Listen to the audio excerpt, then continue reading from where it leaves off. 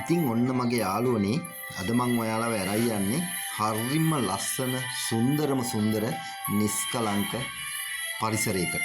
ඉතින් මේ පරිසරයේ පිහිටලා තියෙන්නේ මං වැඩට යන්නේන අතරතුර පාරේ. ඉතින් මෙතනින් යන්නේන හැම වෙලාවෙම මම දැකලා මෙතෙන්ට යන්න ඕනේ මේ ගෙදර වීඩියෝ එකක් කරන්න ඕනේ කියලා මම ගොඩාක් වෙලාවක් හිතුවා.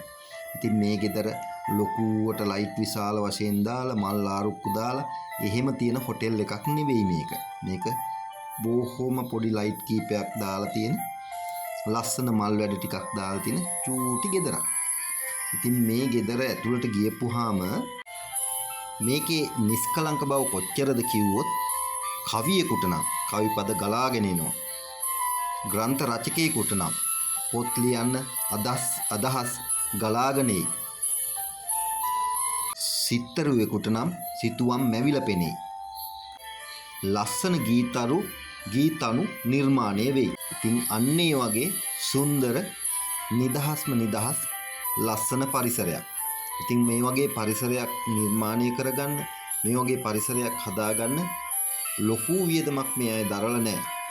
ඇත්තටම ඒකේ මම දැක්කේ ලස්සන කළමනාකරණය කර ගැනීමක්. ඒ මල් ගහද, මල් වැලද, ඒ ලයිට් එකද, ආලෝකයද වැටෙන්න ඕනේ තැනටම හරියට දාලා තියෙනවා. ඉතින් මේක එළියේ ඉඳලා බලනකොට මේක හරියට පුදසුණක්, දෙවොලක් වගේ මාරම නිදහසක් දැනෙනවා. ඉතින් ජීවිතේට මේ දැනෙන නිදහස ගන්න නම් ඇත්තටම මේ වගේ තැනක් හදා ගන්න ඕනේ. සින්දුවක රස විඳින්න නම්, සින්දුවක ගී පදයක රසයක් දැනෙන්න නම් නියම කියාපු තැන. නිරන්තරයෙන්ම වැදගත් වටිනා කියන අදහස් දෙන හැපි පැමිලි YouTube මගේ නාලිකාව හරහා මට හිතුණා ඔයාලට අදත් ලස්සන අදහසක් ලබලා දෙන්න. ඉතින් මේක ඇතුළට ගියාට පස්සේ මට මාරම හිතට නිදහසක් දැනුණා. මාත් ගොඩ වෙලාවක් මේකේ ඉඳගෙන පැත්තකට වෙලා හරිම නිදහසේ ගත කරා. ඉතින් සින්දුවක් දාලා ඒකේ රසය මේ වගේ තැනක ඉඳලා විඳිනවා නම් ඒ පදේ අරුත නියමටම ගලාගෙන එනවා. ඒ පදේ අරුත මනසට, හදවතට දැනෙනවා.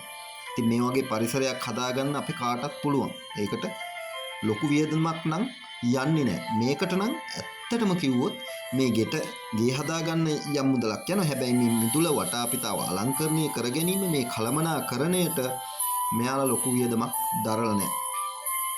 ඉතින් ඒක නම් මාරයි. ඉතින් මට මෙතන මේ වීඩියෝ එක කරගන්න ඉඩ ලබලා දුන්න මේ ගෙදර හිමිකරුවන්ටත් මම ගොඩක් පින් දෙනවා. මේක මම ලෝකේ කවුරු වුණත් මේක බලලා යම් සතුටක් ලැබෙයි කියලා මට හිතෙනවා. මේ මනසේ මේ නිදහස් තැනට මනසින් යයි කියලා මට හිතෙනවා. ඉතින් මනසේ සතුට වින්දනය ලබන්න මහා ලොකු දේවල් ඕනේ නෑ.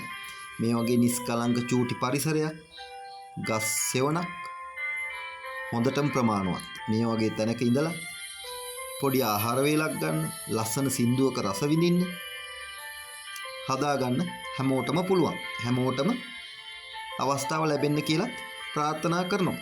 ඉතින් මේ වගේ රසවත් වීඩියෝ එකකින් නැවත හමු වෙනතුරු අදට සමුගන්නවා.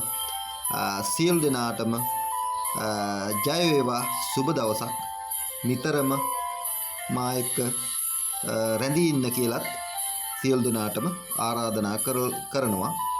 බොහොම ස්තුතියි.